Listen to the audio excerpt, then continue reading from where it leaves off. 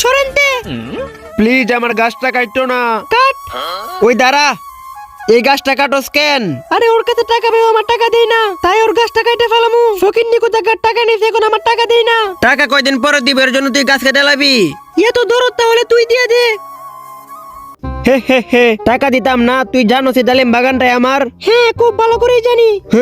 তাহলে তুই দেখ, মোটু স্ট্যান্ড গুলো নিয়ে আই।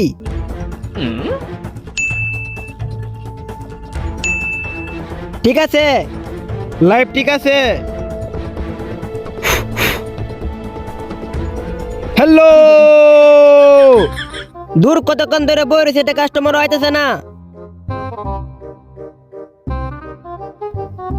কিরে তোরা তোগুলো ডালিম ছিঁড়ে বসে রয়েছিস কেন?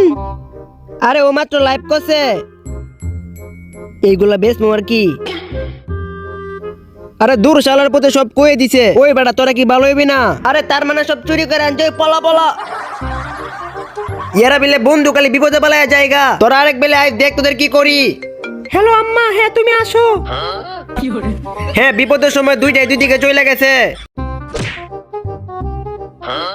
12টা বাজে, তুই এখনো ঘুমাইতেছস? ওই তোর কি কোনো কায়া কাম নাই রে? সকাল সকাল আমার ঘুমটা ডিস্টার্ব করছস। নে বাবুরে রাখ, আম্মু আসবে তাই আমি মাংস আনতে বাজারে গেলাম। তুই ঘরের থেকে আমি গিয়ে মাংস আনতাছি। আচ্ছা তাড়াতাড়ি আইস।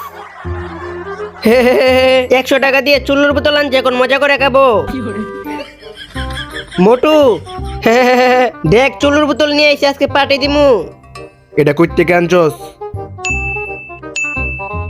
চম্পা মাংস আনার জন্য টাকা দিছিল, এন থেকে নিয়ে আইছি। তাহলে মাংস কইতে আনবি?